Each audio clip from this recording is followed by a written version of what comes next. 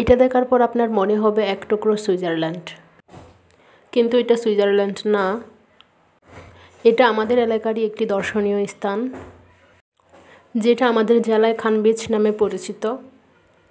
এর আগেও বেশ কয়েকবার আমি এই জায়গায় গিয়েছি, কিন্তু কখনো ভিডিও করা হয়নি। জায়গাটা এতটাই সুন্দর ছিল যে আমি আপনাদের সাথে শেয়ার না করে পারলাম না।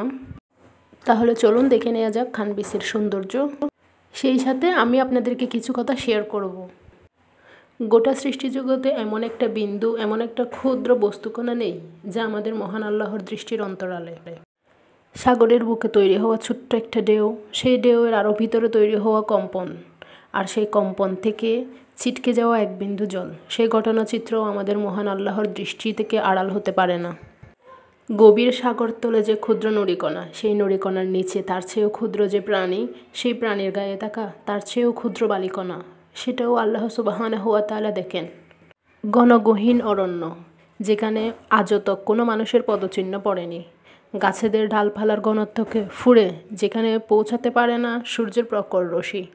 প্রকাশ্য দিবালোকেও অন্ধকারে ডুবে থাকা সেই জঙ্গলের একেবারে অবহেলিত কোণে বেড়ে ওঠে একটি ছোট্ট আগাছা, যার ডগায় আজ নতুন একটা কুঁড়ি বের হয়েছে। যে কুঁড়ির সন্ধান হয়তো কোনোদিন কোনো মৌমাছি পাবে না, যে কুঁড়ি থেকে প্রস্ফুটিত ফুলে কোনোদিন বসবে না কোনো প্রজাপতি, সেই অজানা অবহেলিত ফুলও আল্লাহর দৃষ্টির অন্তরালে নেই। খুবই সুন্দর এবং গুরুত্বপূর্ণ কথাগুলো আমি পড়েছি কোরআন থেকে নেওয়া জীবনের পাঠ বই থেকে। এই বইটি পড়লে অথবা আমার বলা কথাগুলো শুনলে আপনি বুঝতে পারবেন আমরা মানুষের সাথে ছোট ছোট কথায় বা ছোট ছোট কাজে যে অন্যায়গুলো করতেছি, এটাও কিন্তু আল্লাহর দৃষ্টিগোচর হয়।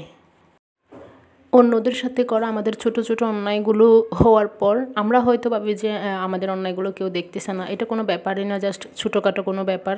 কিন্তু এই ছোটো ব্যাপারটার জন্য মহান আল্লাহ যে আমাদের জন্য কী পরিমাণ শাস্তি বরাদ্দ রেখেছে, এটা আমরা কোনোদিন চিন্তাও করতে পারি না। তো এই জন্য কারোর সাথে ছোটো অন্যায় করতে গেলেও আমার মনে হয় যে ভাবা উচিত, আর কেউ না জানুক, কোনো মানুষ না জানুক, একজন তো জানে, একজন তো দেখতেছে। আমার কথাগুলো কারো খারাপ লাগলে ক্ষমা সুন্দর দৃষ্টিতে দেখবেন। যারা সময়ের সঠিক মূল্যায়ন করে তারা কখনো বলে না আমার সময় নেই, আমি সময় পাই না। তাদের কাছে সময় নিয়ে কোনো অভিযোগ নেই। আর যারা সময়ের মূল্যায়ন করতে জানে না, তাদের কাছেই সময় নিয়ে নানান অভিযোগ।